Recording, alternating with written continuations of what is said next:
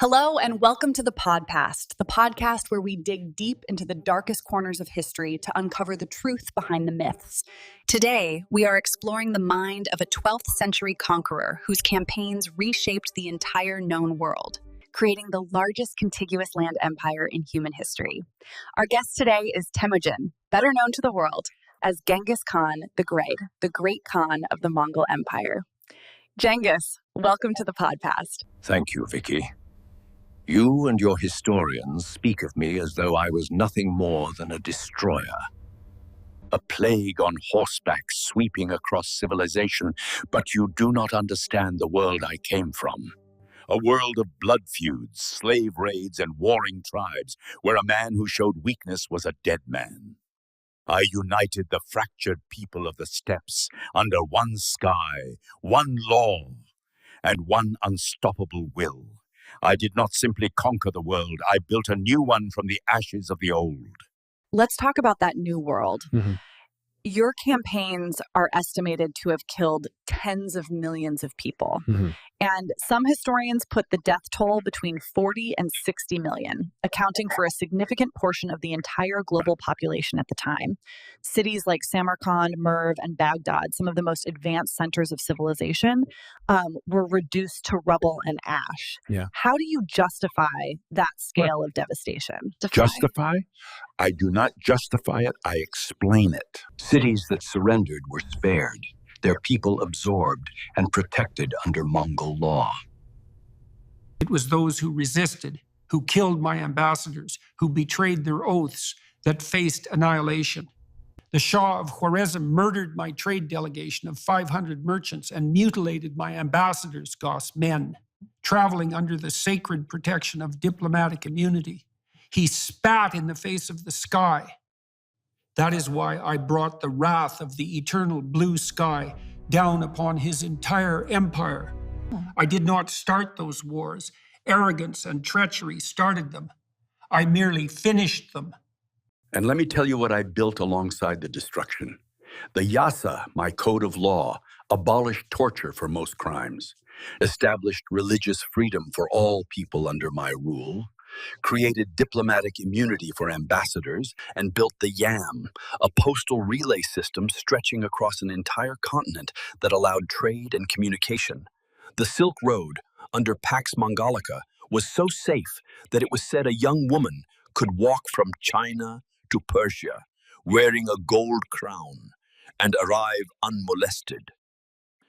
But that peace came at an incomprehensible price. Mm-hmm. Let's talk specifically about the Khwarezmian campaign. Right. When you sacked the city of Merv in 1221, once one of the largest cities in the world, allegedly killed over 1 million people. Survivors were reportedly forced to drag the bodies of the dead outside the city for days. Is that the foundation of your new world? Merv was a lesson, not a pleasure. Its governor pledged surrender, then rearmed and slaughtered the Mongol garrison I left to protect its people. Betrayal of a sworn oath, in my law, carried only one consequence. A commander who cannot make his enemy fear the cost of betrayal will spend his life fighting the same battle twice.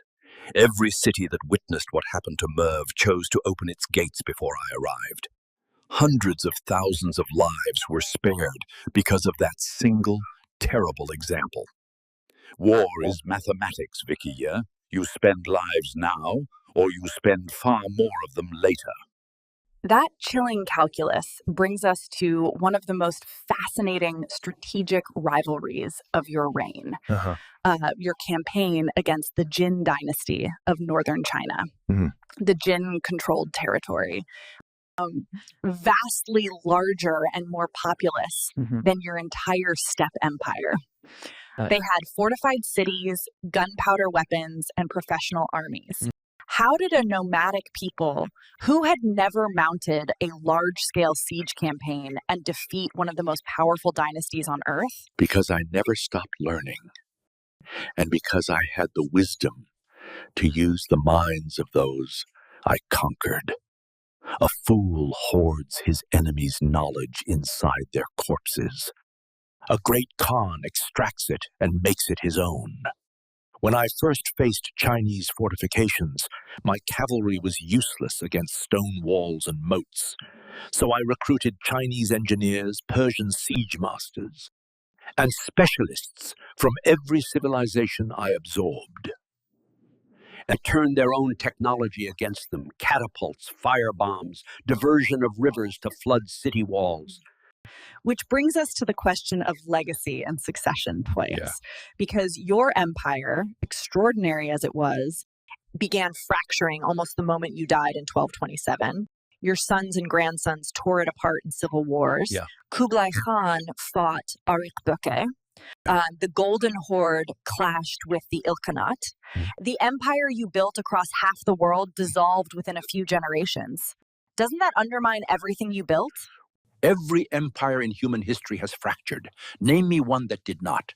Rome, Persia, Alexander's conquest. None of them outlasted the ambitions of their heirs. That is the nature of power, not a failure unique to me. What endures is not the borders on a map, those always shift, but the changes I imposed on the world. Connected East and West.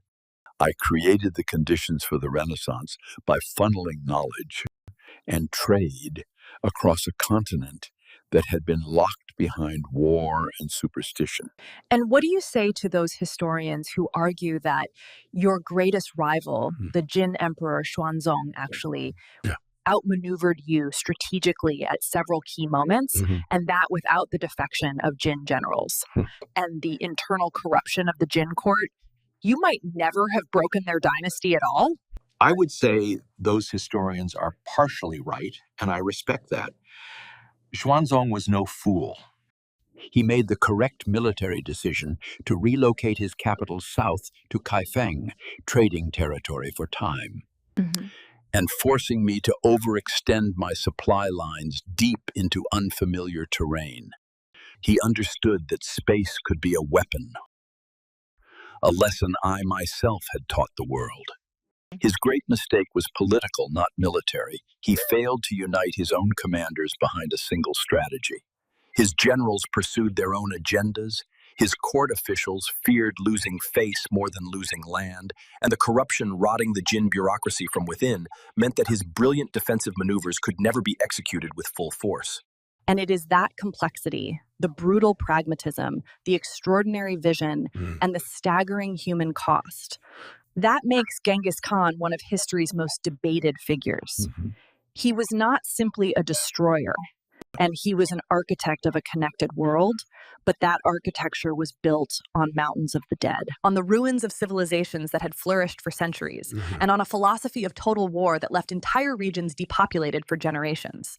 Genghis Khan's story is a reminder that history's most transformative figures are rarely its most merciful. Thank you for listening, and we'll see you next week on The Podcast.